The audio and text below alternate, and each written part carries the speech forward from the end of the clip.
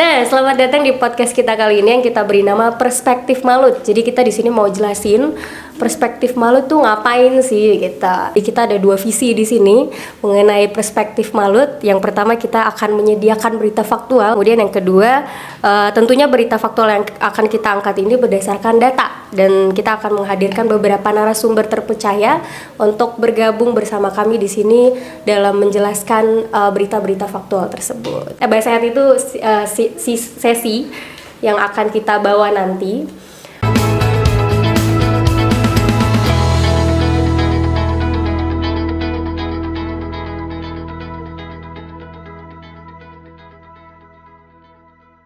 Assalamualaikum warahmatullahi wabarakatuh. Halo teman-teman Maluku Utara, kembali lagi bersama kami di podcast Perspektif Malut. Nah, pada sesi kali ini kita masuk ke sesi Basehat. Basehat itu adalah bercerita sesuka hati. Dan bintang tamu kita kali ini ada Bapak Muhajirin Bailusi SIP atau biasa kita kenal dengan nama atau panggilan Bapak Gusdir gitu.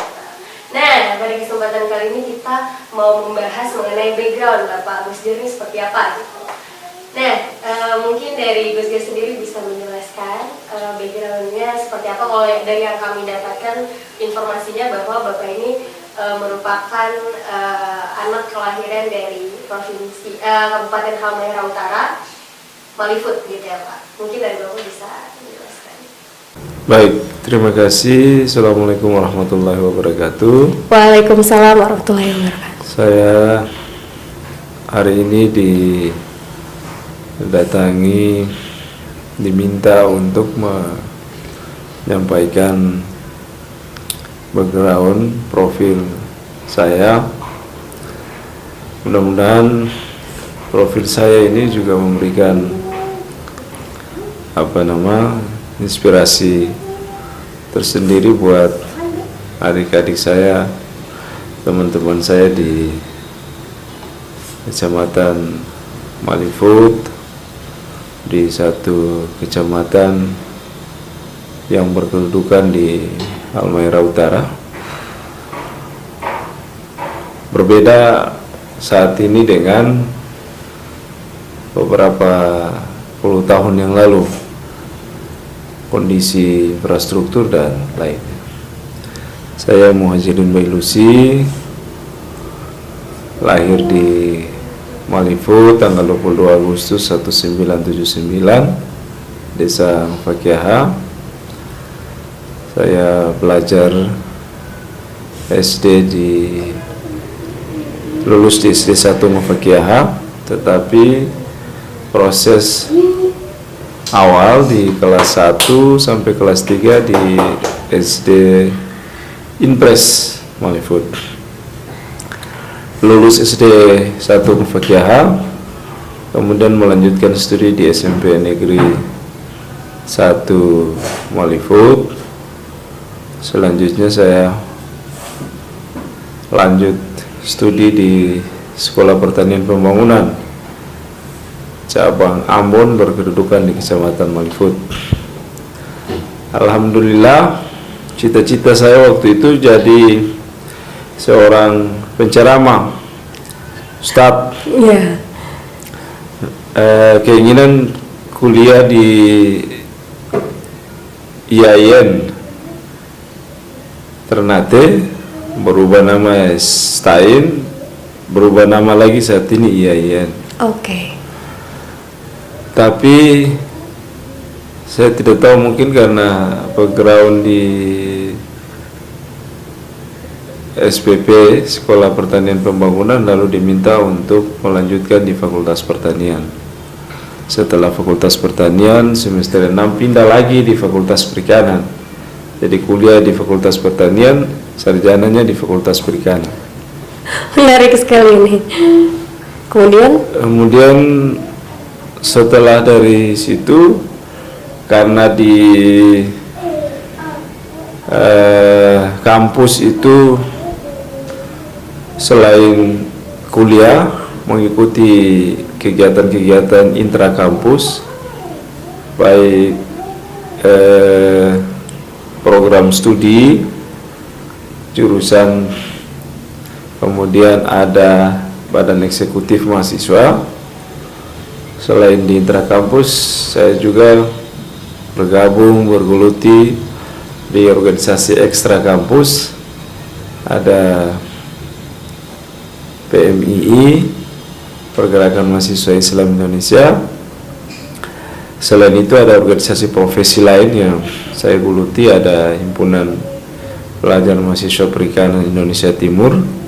Waktu itu dipercayakan juga sebagai koordinator wilayah Timur. Dan alhamdulillah berproses di ekstra organisasi menjadi ketua rayon di Fakultas Pertanian, ketua komisariat Universitas Sayur Ternate, menjadi ketua cabang Pergerakan Mahasiswa Islam Indonesia, menjadi ketua PKC, pengurus koordinator cabang wilayah Maluku Utara. Dan setelah dari situ saya aktif di LSM. Ada LSM Konservasi Maluku Utara, konsentrasi pada konservasi satwa. Jadi ada banyak jenis satwa yang menjadi konsentrasi pendampingan kami, karena waktu itu teman-teman melihat ada kepunahan sejumlah satwa yang harus dilindungi oleh negara dan dijaga oleh warga masyarakat. Kita konsentrasi kurang lebih 2 tahun situ, dan setelah itu di Wahana Lingkungan Hidup Walhi Maluku Utara. Basis pendampingannya di daerah Lingkar Tambang, Nusa Halmahera Mineral, Weda Bayi Nikel, dan beberapa pertambangan lainnya. Penguatan resource basis sumber daya masyarakat untuk memastikan kondisi pengelolaan pertambangan berlangsung sesuai dengan arahan ketentuan. Paling tidak efek dari sekian itu bisa diminimalisir. Itu konsentrasi di NGO berlangsung kurang lebih 3-4 tahun. Setelah itu diajak oleh teman-teman untuk bergabung di partai politik. Partai politik awal diminta bergabung menjadi calon anggota DPRD dan menjadi pengurus di salah satu partai politik, yaitu Partai Kebangkitan Bangsa, dan terpilih calon pertama dan terpilih menjadi anggota DPRD 1 kursi PKB di Kota Ternate.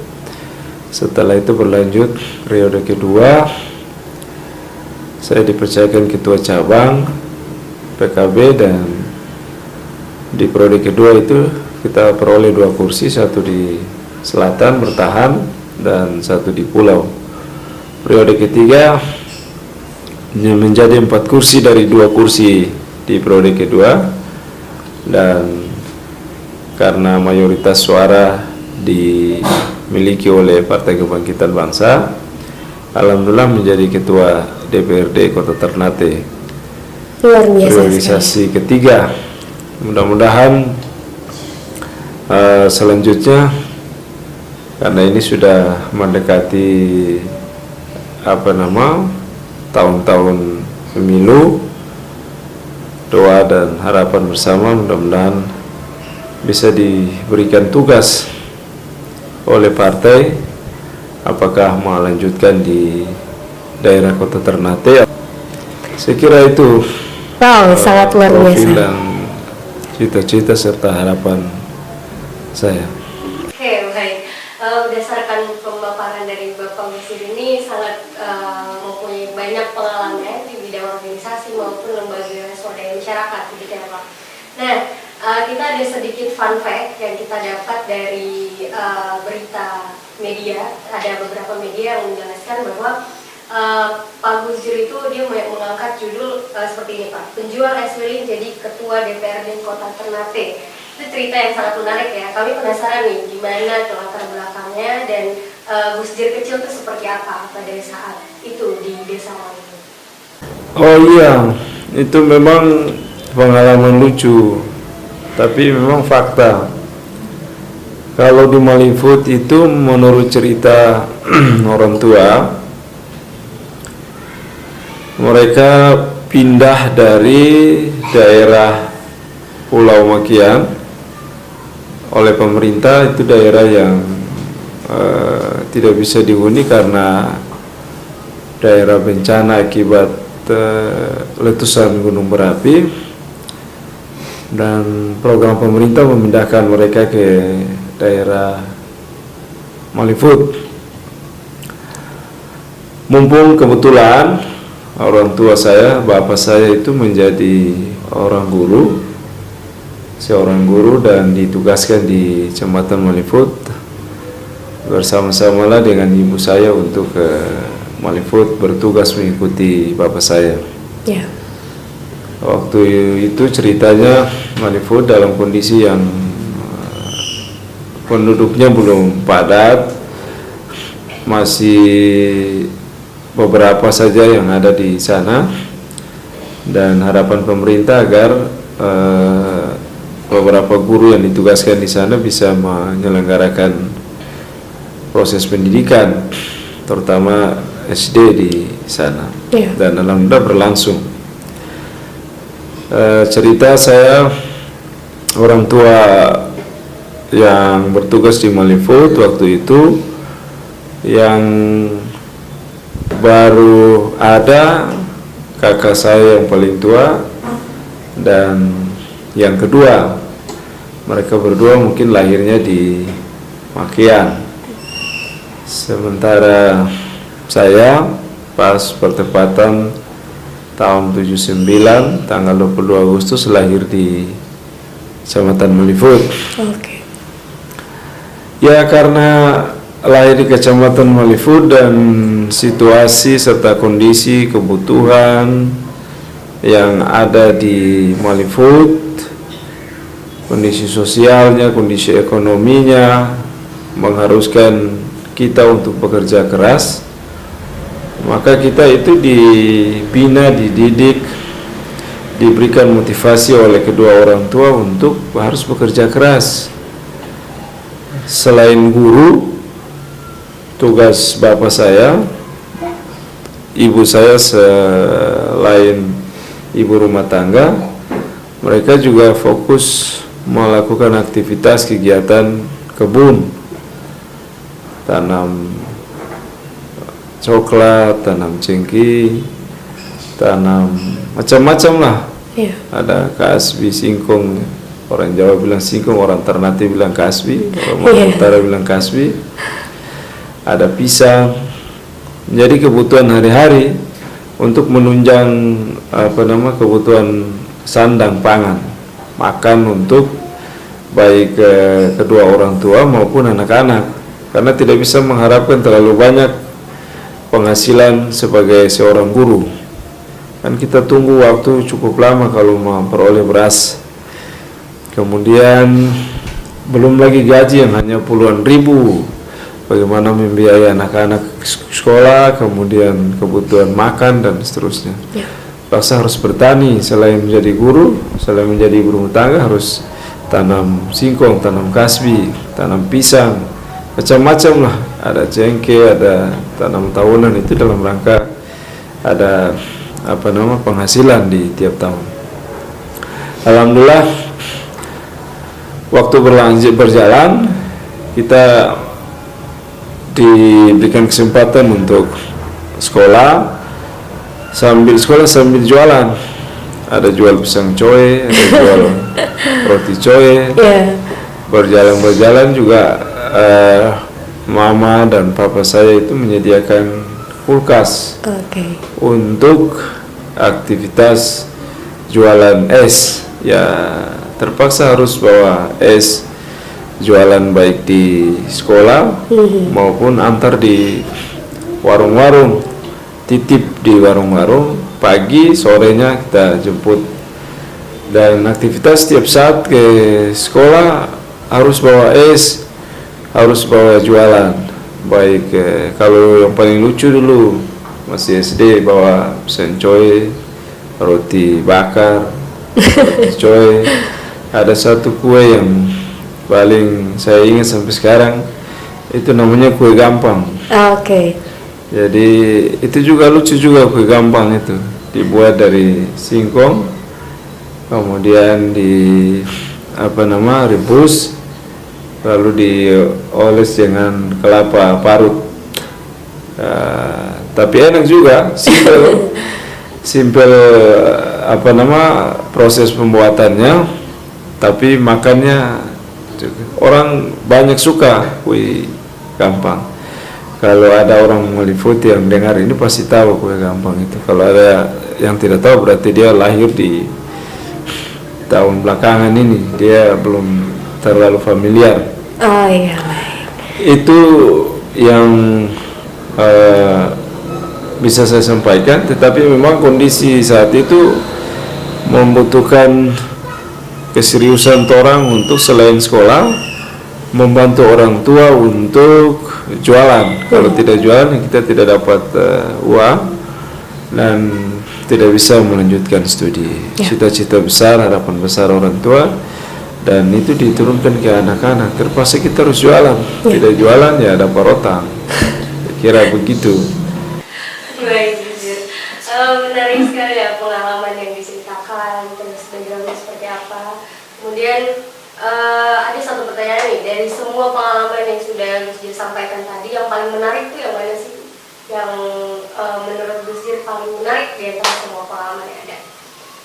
Yang paling menarik itu jual pisang coy. Oke, kenapa tuh? Jual pisang coy dari SD Impres. Begitu pulang sampai di desa Sosol, tiba-tiba ada seekor anjing. Kebetulan juga mungkin karena kondisinya tidak nyaman, dia menggonggong, teman-teman lari, dan kita yang juga pulang sambil bawa jualan pisang coy lari, tiba-tiba tendang batu jatuh dan pisang coy berhamburan di jalan. Ya mau tidak mau, suka tidak suka, pulang pasti dimarahi oleh ibu. Tapi itulah pengalaman yang berharga. Dan satu juga, memang waktu itu saya kalau jualan es ada satu disiapin oleh orang tua, satu sepeda. Cuma memang sepeda waktu itu kalau kita dokumentasi enak, mungkin karena kita tidak pikir kalau satu waktu kita bisa jadi begini, akhirnya kita tidak bisa dokumentasi. Sepeda itu jadi